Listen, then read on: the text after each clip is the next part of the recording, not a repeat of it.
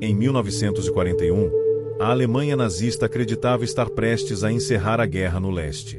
Após meses de avanço quase ininterrupto, cidades caíam uma após a outra, exércitos inteiros eram cercados e destruídos, e a União Soviética parecia à beira do colapso. Para muitos observadores internacionais, a queda de Moscou não era uma questão de se, mas de quando. Moscou não era apenas a capital da União Soviética. Era o coração político, administrativo, ferroviário e simbólico do regime. A cidade concentrava ministérios, centros de comando, linhas vitais de transporte e, acima de tudo, o significado psicológico de todo o Estado soviético. Tomar Moscou significaria decapitar o inimigo, destruir sua capacidade de coordenação e, possivelmente, provocar o colapso completo do sistema soviético. Desde o início da Operação Barbarossa, esse objetivo esteve presente, ainda que disputado por outras prioridades estratégicas. A Wehrmacht avançava em 3 grandes eixos, conquistando territórios em uma escala jamais vista. Mas quanto mais o exército alemão avançava, mais longas ficavam suas linhas de suprimento, mais desgastadas suas tropas e mais evidente se tornava um problema central. A guerra não estava terminando rápido o suficiente. No outono de 1941, Hitler decidiu que Moscou precisava cair. Não depois. Não eventualmente. Agora. A capital soviética deveria ser tomada antes do inverno, antes que o Exército Vermelho pudesse se reorganizar, antes que a economia soviética pudesse ser totalmente transferida para o leste.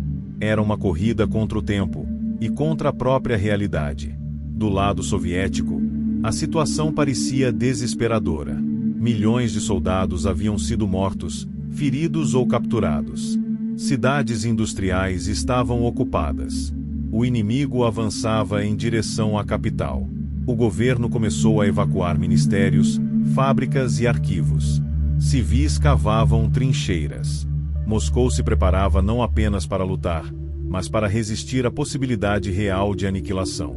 Mas, diferente do que muitos acreditavam, a União Soviética não estava derrotada. Ela estava ferida, desorganizada e exausta, mas ainda viva. E, naquele momento crítico, Moscou se tornaria o ponto onde tudo seria decidido. A Batalha de Moscou não seria apenas mais uma ofensiva alemã. Ela seria o teste final da Blitzkrieg, o confronto entre velocidade e resistência, entre planejamento técnico e profundidade estratégica, entre um exército que precisava vencer rápido e outro que precisava apenas sobreviver tempo suficiente. Às portas da capital soviética, o destino da guerra pendia em equilíbrio instável. Se Moscou caísse, o impacto poderia ser irreversível. Se resistisse, algo fundamental mudaria para sempre no curso do conflito. Neste vídeo, vamos entender como a Alemanha chegou tão perto da vitória total, por que Moscou se tornou o alvo decisivo, como os soviéticos organizaram uma defesa desesperada e por que, naquele inverno brutal, a guerra tomou um rumo que ninguém havia previsto. Porque a Batalha de Moscou não foi apenas sobre tanques e soldados. Foi sobre tempo, resistência e o limite final da ambição alemã. À medida que o verão de 1941 chegava ao fim, a guerra no leste começava a revelar sua verdadeira natureza. A Alemanha havia avançado mais longe do que qualquer exército europeu jamais ousara, mas esse avanço cobrava um preço crescente. As estradas se alongavam, os caminhões quebravam, o combustível escasseava e os soldados, exaustos, começavam a perceber que a vitória prometida não estava tão próxima quanto haviam acreditado. O plano alemão para Moscou recebeu o nome de Operação Tufão. Ele previa um ataque massivo, rápido e decisivo, capaz de cercar grandes forças soviéticas, abrir caminho até a capital e encerrar a campanha antes da chegada do inverno. Era, mais uma vez, uma aposta total. Se funcionasse, Moscou cairia. Se falhasse, a Alemanha enfrentaria algo para o qual não estava preparada. Do ponto de vista alemão, o tempo se tornava o maior inimigo. Cada dia perdido significava temperaturas mais baixas, lama mais profunda e desgaste crescente. O outono russo transformou estradas em pântanos. Veículos atolavam. Canhões precisavam ser abandonados. A logística, já esticada ao limite, começava a entrar em colapso silencioso. Ainda assim, a ofensiva prosseguiu. As forças alemãs lançaram ataques concentrados, buscando cercar exércitos soviéticos antes que pudessem recuar. Em várias regiões, o plano funcionou. Bolsões gigantescos foram formados, resultando em centenas de milhares de prisioneiros. Do ponto de vista operacional, a Wehrmacht ainda demonstrava eficiência impressionante. Mas algo fundamental havia mudado. Cada vitória custava mais do que a anterior. Enquanto isso, Moscou se preparava para o pior. O pânico tomou conta da população. Trens lotados evacuavam civis e fábricas inteiras para o leste. O governo soviético chegou a considerar a possibilidade de abandonar a cidade. Mas, em meio ao caos, uma decisão crucial foi tomada. Moscou seria defendida a qualquer custo. Stalin permaneceu na capital. Esse gesto, simples em aparência, teve um impacto psicológico enorme. Soldados e civis entenderam que não havia recuo possível. A cidade não seria entregue. Se Moscou caísse, cairia lutando. Milhares de civis foram mobilizados para construir defesas improvisadas. Trincheiras, barricadas, posições antitanque. Homens, mulheres e até adolescentes trabalharam dia e noite sob frio crescente. Moscou se transformava em uma fortaleza viva, sustentada não apenas por concreto e aço, mas por determinação. Ao mesmo tempo, o Exército Vermelho começava a mudar. Unidades recém-formadas chegavam do interior do país. Reservas estratégicas, mantidas longe do fronte, começavam a ser deslocadas. E, mais importante, a inteligência soviética indicava que o Japão não atacaria pelo leste, permitindo a transferência de tropas experientes da Sibéria para a defesa da capital. O inverno se aproximava rapidamente. Para os alemães, cada quilômetro conquistado agora parecia mais pesado do que o anterior. Para os soviéticos, cada dia ganho era uma vitória silenciosa. A batalha deixava de ser apenas uma corrida até Moscou e se transformava em uma luta contra o relógio, contra o clima e contra os limites físicos de um exército que havia avançado rápido demais, longe demais. Às portas da capital, a Alemanha ainda acreditava que podia vencer. Moscou ainda parecia ao alcance das mãos. Mas o frio começava a morder. A lama começava a engolir veículos. E a resistência soviética, antes caótica, começava a se solidificar. O momento decisivo se aproximava. E quando ele chegasse, não decidiria apenas o destino de Moscou, mas o futuro inteiro da guerra no leste. No início de outubro de 1941, a Alemanha lançou a ofensiva que acreditava ser o golpe final contra a União Soviética. A operação recebeu o nome de Tufão, e seu objetivo era claro e absoluto: destruir os últimos grandes exércitos soviéticos a oeste de Moscou, abrir caminho até a capital e forçar o colapso político do regime de Stalin antes da chegada do inverno. A força mobilizada era colossal. Mais de 1 milhão de soldados, milhares de tanques, peças de artilharia e aeronaves foram concentradas para a ofensiva. A Wehrmacht ainda era, no papel, o exército mais eficiente do mundo. Suas tropas tinham experiência, liderança agressiva e uma doutrina que, até então, havia superado todos os adversários. A confiança era alta. Muitos oficiais acreditavam que Moscou cairia em semanas. O ataque começou com velocidade brutal. Unidades blindadas avançaram em pinça, buscando cercar grandes formações soviéticas nas regiões de Vyazma e Briansk. A tática funcionou exatamente como planejado. Em poucos dias, enormes bolsões foram formados. Centenas de milhares de soldados soviéticos ficaram cercados, sem suprimentos, sem comunicação e sem possibilidade de retirada organizada. Esses cercos representaram algumas das maiores derrotas do Exército Vermelho em toda a guerra. Divisões inteiras foram destruídas. Estradas ficaram abarrotadas de prisioneiros. Do ponto de vista alemão, a campanha parecia repetir o sucesso devastador dos meses anteriores. Cada novo cerco reforçava a crença de que a resistência soviética estava finalmente se esgotando. Mas havia um problema crescente, silencioso e ignorado. A Alemanha estava vencendo batalhas, mas perdendo tempo. Enquanto os cercos eram fechados e reduzidos, o avanço em direção a Moscou desacelerava. Tropas precisavam ser desviadas para eliminar bolsões de resistência. Veículos quebravam. O consumo de combustível aumentava drasticamente. As linhas de suprimento, já longas, tornavam-se frágeis e vulneráveis. O exército avançava, mas sua base logística ficava cada vez mais distante. Além disso, O clima começava a se impor. As chuvas de outono transformaram estradas em mares de lama. Caminhões atolavam. Tanques precisavam ser abandonados. Cavalos morriam de exaustão. O avanço, antes veloz, tornava-se lento e irregular. Cada quilômetro agora exigia esforço desproporcional. Do lado soviético, apesar das perdas catastróficas, algo crucial acontecia. O colapso esperado não vinha. Moscou continuava organizada. O governo permanecia funcional. Novas unidades eram formadas às pressas. Tropas recuavam, mas não desapareciam. Em vez de desmoronar, o sistema soviético absorvia o impacto e continuava operando. A propaganda alemã anunciava vitórias esmagadoras. Mas, na realidade, o Exército Vermelho estava comprando tempo com sangue. Cada cerco atrasava o avanço alemão. Cada dia ganho aproximava o inverno.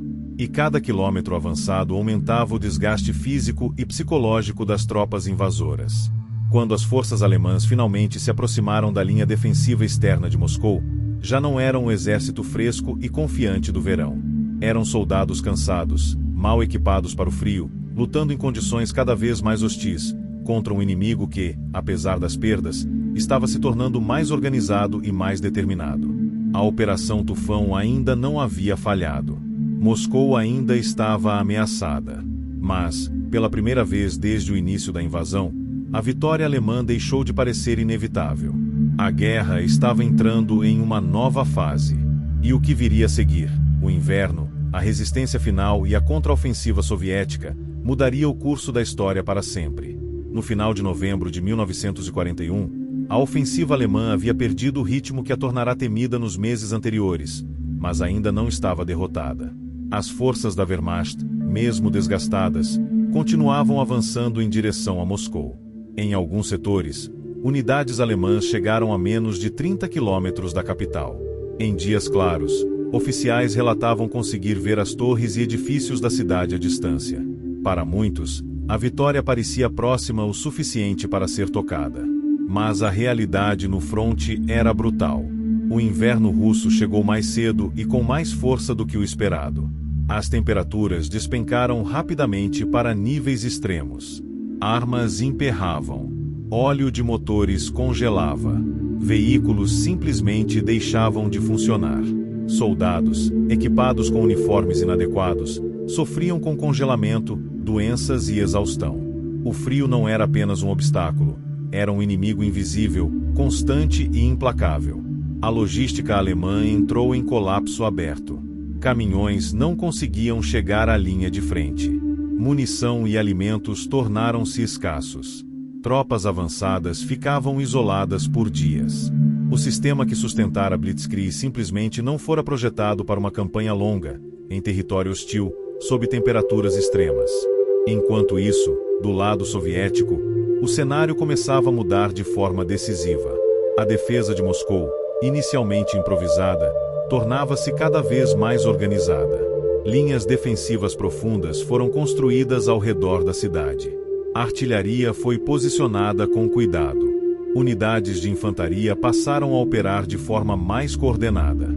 O Exército Vermelho, que antes recuava em desordem, agora escolhia onde resistir. Um fator crucial alterou o equilíbrio: a chegada das divisões siberianas. Tropas experientes, acostumadas ao frio extremo, bem equipadas e treinadas para combate em condições de inverno, começaram a reforçar a defesa da capital. Elas não eram apenas fisicamente mais preparadas, mas também moralmente mais confiantes. Sabiam lutar naquele ambiente onde o inimigo sofria. A inteligência soviética havia confirmado que o Japão não atacaria pelo leste. Isso permitiu que Stalin liberasse reservas estratégicas que haviam sido mantidas longe da guerra até aquele momento. Pela primeira vez desde o início da invasão alemã, a União Soviética tinha vantagem local em tropas frescas. Os combates tornaram-se cada vez mais violentos e próximos. Vilarejos eram tomados e retomados várias vezes. Florestas congeladas viravam campos de emboscada. As linhas alemãs, esticadas e frágeis, começavam a se quebrar em múltiplos pontos. A ofensiva perdia coesão. Em dezembro, o momento decisivo chegou. O Exército Vermelho lançou uma contraofensiva em larga escala. Para os alemães, foi um choque absoluto. Pela primeira vez na guerra, eles não estavam atacando, estavam sendo empurrados para trás. Unidades despreparadas para uma retirada em condições de inverno recuavam em desordem. Equipamentos eram abandonados. Baixas aumentavam rapidamente. A ideia de tomar Moscou foi abandonada. O objetivo agora era sobreviver. Hitler reagiu proibindo retiradas, ordenando que as tropas resistissem onde estavam. Essa decisão agravou o desastre. Unidades inteiras ficaram expostas, sem abrigo e sem suprimentos, enfrentando ataques soviéticos constantes sob temperaturas letais. Quando o inverno atingiu seu auge, a ofensiva alemã havia sido completamente detida. Moscou permanecia de pé. A Blitzkrieg havia falhado. Pela primeira vez desde o início da guerra, a Alemanha havia sido não apenas parada, mas empurrada para trás em grande escala. A Batalha de Moscou não terminou com uma vitória esmagadora soviética imediata, mas com algo talvez ainda mais significativo. O mito da invencibilidade alemã havia sido quebrado. E isso mudaria tudo. Veremos por que Moscou foi o verdadeiro ponto de virada psicológico da guerra, e como essa batalha selou o destino da Alemanha no leste. A Batalha de Moscou não terminou com uma rendição formal, nem com um desfile triunfal pelas ruas da capital. Ela terminou de forma mais silenciosa, porém muito mais profunda, com a primeira derrota estratégica e irreversível da Alemanha nazista na Segunda Guerra Mundial. Não foi apenas o fim de uma ofensiva. Foi o fim de uma ilusão. Até aquele inverno de 1941, a Alemanha parecia imparável. A Blitzkrieg havia esmagado a Polônia, derrotado a França em semanas, empurrado os britânicos para fora do continente e avançado centenas de quilômetros dentro da União Soviética. A crença na superioridade militar alemã não era propaganda vazia, era sustentada por resultados concretos. Moscou, para muitos, seria apenas mais uma etapa inevitável. Mas Moscou resistiu. E ao resistir, expôs os limites da guerra relâmpago, os limites da logística alemã e, acima de tudo, os limites da própria ambição de Hitler. A campanha revelou que a Alemanha não estava preparada para uma guerra longa, de atrito, em escala continental, contra um inimigo capaz de absorver perdas, recuar, se reorganizar e voltar a atacar com força renovada. A falha em tomar Moscou teve consequências que se estenderam muito além do campo de batalha. Psicologicamente, foi um golpe devastador para a Alemanha. Pela primeira vez, soldados alemães recuavam em massa. Pela primeira vez, ordens de resistência absoluta soavam vazias diante da realidade do frio, da fome e do esgotamento. Pela primeira vez, a vitória deixou de parecer inevitável. Para a União Soviética, o impacto foi o oposto. Moscou tornou-se um símbolo de sobrevivência nacional. A narrativa da derrota iminente foi substituída pela ideia de resistência heroica. O Exército Vermelho, antes visto como desorganizado e incompetente, provou que podia aprender, adaptar-se e vencer. A confiança retornou, não como arrogância, mas como convicção de que a guerra ainda podia ser vencida. A Batalha de Moscou também redefiniu o ritmo do conflito. A Alemanha perdeu a iniciativa estratégica no leste. A partir daquele momento, cada ofensiva exigiria mais recursos, mais homens e mais sacrifícios. O tempo, que antes favorecia Berlim, passou a trabalhar contra ela. A União Soviética, com seu vasto território, população e capacidade industrial deslocada para além dos Urais, agora tinha espaço para respirar e planejar. Além disso, a derrota diante de Moscou influenciou decisões futuras catastróficas. Hitler, abalado, passou a interferir ainda mais diretamente nas operações militares, proibindo retiradas e impondo ordens rígidas que custariam centenas de milhares de vidas nos anos seguintes. A flexibilidade que havia sido uma vantagem alemã no início da guerra começou a desaparecer, substituída por teimosia e decisões ideológicas. Historicamente, Moscou marca o ponto em que a Segunda Guerra Mundial deixa de ser uma série de campanhas rápidas e passa a se tornar uma guerra de exaustão total. Uma guerra em que a economia, a indústria, o clima, a população civil e a capacidade de adaptação seriam tão importantes quanto tanques e canhões. A capital soviética não caiu. E, ao não cair, mostrou ao mundo que a Alemanha podia ser detida, que a guerra não estava perdida, que o sacrifício, por mais brutal que fosse, ainda podia mudar o curso da história. A partir daquele inverno, a Alemanha continuaria lutando. Continuaria vencendo batalhas. Mas nunca mais lutaria com a mesma aura de invencibilidade.